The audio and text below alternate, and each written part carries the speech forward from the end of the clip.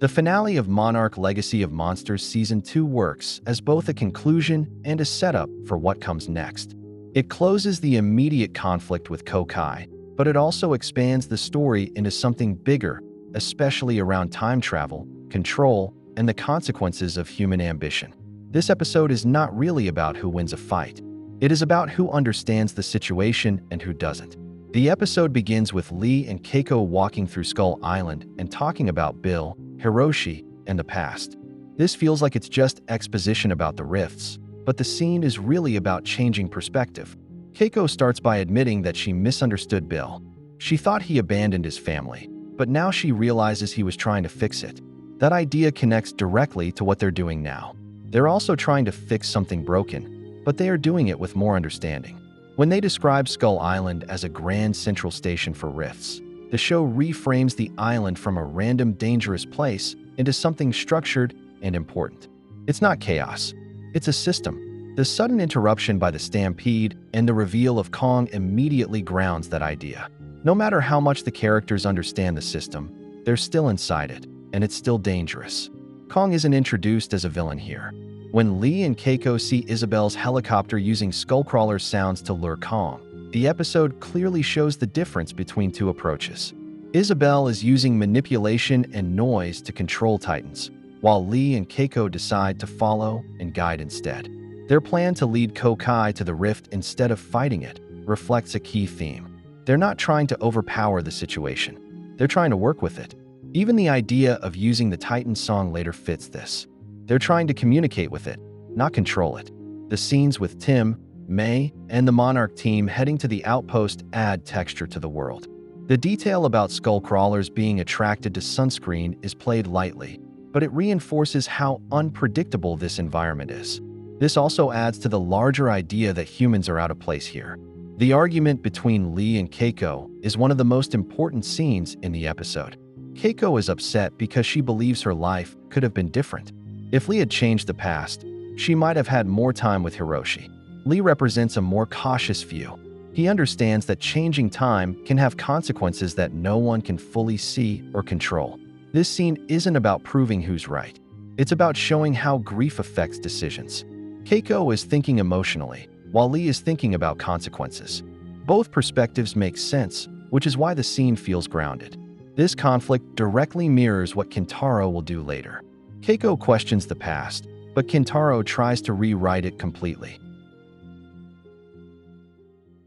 When the story cuts to Kentaro and Isabel, the tone shifts. Unlike Lee and Keiko, they're not reflecting. They're acting, and they're pushing forward without hesitation. Kentaro's belief that he can use time travel to save Hiroshi shows how far he has gone. He's no longer questioning if it's possible or safe. He's only focused on the outcome. Isabel encourages this because she sees the rifts as something to exploit. The neural implants on Co-Cai become the clearest symbol in this part of the episode. They represent forced control. Co-Cai isn't choosing to fight. She's being pushed into it. As the implants start to fail, it becomes clear that this kind of control is unstable. The fight between Kong and Co-Cai looks like a typical action sequence, but the meaning behind it is different. This fight is the result of human interference. Kong is defending his territory, and Co-Cai is trying to reach her egg but is being manipulated. The more the implants push her, the more chaotic the fight becomes. Cate escaping and running through the chaos is more than just a survival moment. It represents her transition from being passive to active.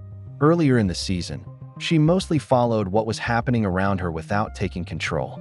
Here, she moves with purpose. Even though she is still in danger, she is no longer frozen by guilt. When May and the team reach the control room, they realize they can't reverse what has been done to Co-Cai. This is a turning point for the human side of the conflict. Technology, which caused the problem, can't fix it. This forces the characters to abandon the idea of control completely. From this point forward, the solution has to come from understanding and connection. The moment Co-Cai reunites with her egg changes everything. The fight stops almost instantly. The implants lose their hold, and Co-Cai regains control of herself. Kong's reaction here is important. He doesn't need to be told what's happening. He understands and steps aside. This moment connects to his own past as an orphan. This scene reinforces a major idea of the episode. Emotional bonds are stronger than artificial control. When the Titan's song fails due to a malfunction, it removes the last layer of structured planning. The characters lose their backup plan. This forces Cate to step in and try something uncertain. She uses her ability to communicate with Co-Cai directly. This is a risk, but it works. The important detail here isn't the power itself, but the intention behind it. Cate isn't trying to control Co-Cai. She's guiding her. That difference is why it succeeds. When Co-Cai reaches the rift and returns home with her egg, the story reaches its emotional resolution.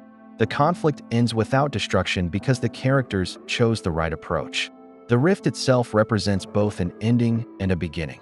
It closes one story, but it also reminds us that these connections between worlds still exist. Lee seeing his younger self adds another layer to this moment. Instead of trying to change anything, he says goodbye. This is acceptance of the past. It contrasts strongly with Kentaro's refusal to let go. The time jump shows that things have moved forward, but not necessarily become simpler. Monarch is reorganizing, and the team is forming a new direction. The discussion about Axis Mundi's resurrection potential raises the stakes. This is no longer just about Titans.